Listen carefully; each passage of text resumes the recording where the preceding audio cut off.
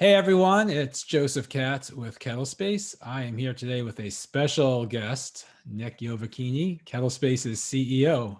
Welcome to the show, Nick. Thanks for having me. It's about time I got invited here. You've been so busy running around the world, talking to people all over the country. So as Dan and I talk a lot about the world of hybrid work, and you and I have had many meetings with many business leaders, I figured, why don't we just start our little chat with what is hybrid work to you, and what are you hearing, and share some stats and insights that you're gathering over the last few months. Yeah, absolutely. It's a pretty fascinating time in the world of what happens with the future of work. Feels like what was once called the future of work is at our doorstep, and now we're trying to figure out how to actually do it. So from us talking to all these folks, we've talked to more than 1,000 different business leaders thinking about how to return to work, what is hybrid, what's sustainable, what's short term. We've come across some pretty consistent themes and patterns that are seeming to resonate for a lot of different organizations of all different shapes and sizes. And one thing we know for certain is there's still a lot of uncertainty around all of it, which I think is part of what makes this also interesting. But we believe firmly that at least half of the workforce that can become hybrid will be engaged in some kind of form of hybrid work moving forward. And for us, hybrid work, it's going to take a lot of different shapes and flavors, but it's essentially a mixture between working from in office in a coordinated fashion and working from home and working from near home. And really being able to do that in a thoughtful, well-coordinated way will be both a challenge and an opportunity moving forward. If you sort of think about where we've gone over the last, call it just 18 months, we went from a pretty accepted idea that you show up to the office every day for most of us, because that's what you do. You might call out from time to time, might take some time off, or every now and then choose to work from home. But that was pretty much, you did what you always did, which was show up at work. And then overnight, we all did what we were told to do, which is don't show up at work. And we've been living in that normality for the last year. And it's been, it was a shock to the system for many of us, but it's now kind of what we've become accustomed to. Whether we like it or not is another story, but there's been kind of this binary show up and don't show up. In the future, will need to be kind of a new equilibrium of, we'll show up sometimes and don't show up sometimes, and show up when this person shows up, and the whole thing is going to be really interesting and fascinating to see how it unfolds. So one idea that I know at Kettle we've been talking about is the equilibrium being completely out of balance. A year ago it was like this, working from the office. Now we're like this, working from home, or whichever way the pendulum spins. Where do you see it going? Like, how do you see it getting back into some form of equilibrium? Yeah, well, we've done a lot of research and conversations and just reading up on things. We know that more than 90% of people don't want to be full-time work from home. And then 66% of us want to keep at least 2 days of work from home. So right there, it sort of starts to narrow the gap of where it might land. And I think it'll land in different places for different types of organizations and different types of workers. I think it'll be a combination of some choices that are new choices and freedoms that are given, as well as some rules, because it can't be left entirely up to the employee, nor can it left entirely up to the employer. So that idea of equilibrium, I think, is really the right way to think about it. It's going to need to find its balancing point by individual, by team, by organization, by industry, perhaps.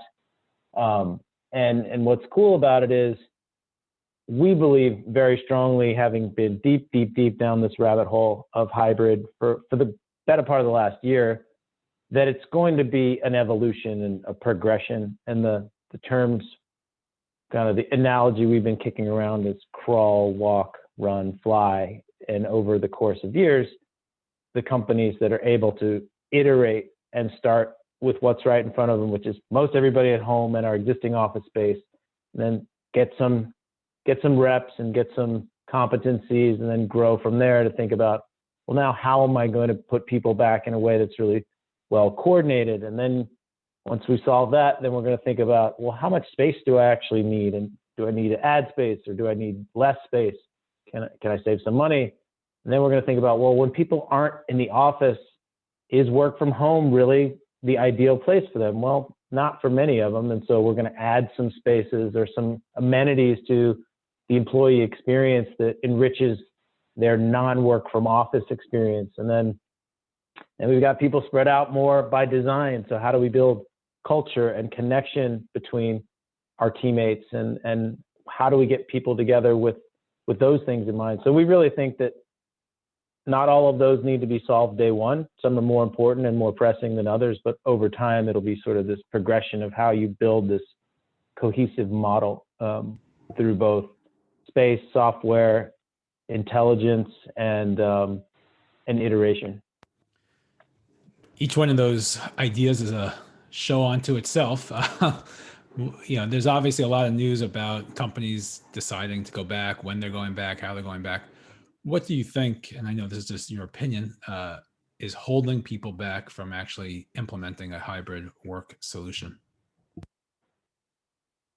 I think there's a couple things holding people back. Number one is we're all in a various state of shock and confusion. I mean, the last year and change has been incredibly disorienting for people personally and as teams and as organizations. I mean, a lot of good work has gotten done, which shows us that work can go on, but it's also been just weird. And I think to the point where it's affected everybody across the board in all facets of their life. So I think there's like a little bit of shell shock that we're all still dealing with. Then I think we're also dealing with this idea of there is some permanent change that's going to come out of this shared experience, and different people will have different appetites for what remains and what's sustained and what, kind of goes back to normal if that's even possible. But I think a lot of what is holding back return to work, even though there's more and more vaccines, is just there aren't a lot of solutions out there that are able to kind of take into consideration the multifaceted nature of these decisions. These, if you think about it, these things touch real estate, HR, finance, employee experience, facilities, culture, and productivity. Like basically everything that makes an organization tick is impacted, has been impacted, and will be impacted by future decisions. So there's not a lot of solutioning that exists right now that can take all of that into consideration and provide a holistic solution. And we're endeavoring to do that, but we're also still iterating ourselves and learning, and we're trying to really listen to the people that are tasked with solving these problems and creating these new paradigms of work, because it really is about building custom solutions that get straight to the challenges and the things that needed to be sorted out versus opining into what features might be useful or not. We really need to build things that solve problems immediately. So fun opportunity as founders to be able to go at stuff like that. Yeah, we'll definitely dig into the solutions and the various solution sets at some later date, but we'll keep this short for today. If anyone has any questions about hybrid work, returning to work, feel free to reach out to the Kettlespace team at hello@Kettlespace. And if you want to get in touch with Nick directly, just make a note and we'll get in touch with him for you. And tune in for our next episode. Nick, thanks for the time. Speak to you soon. Thanks for the invite.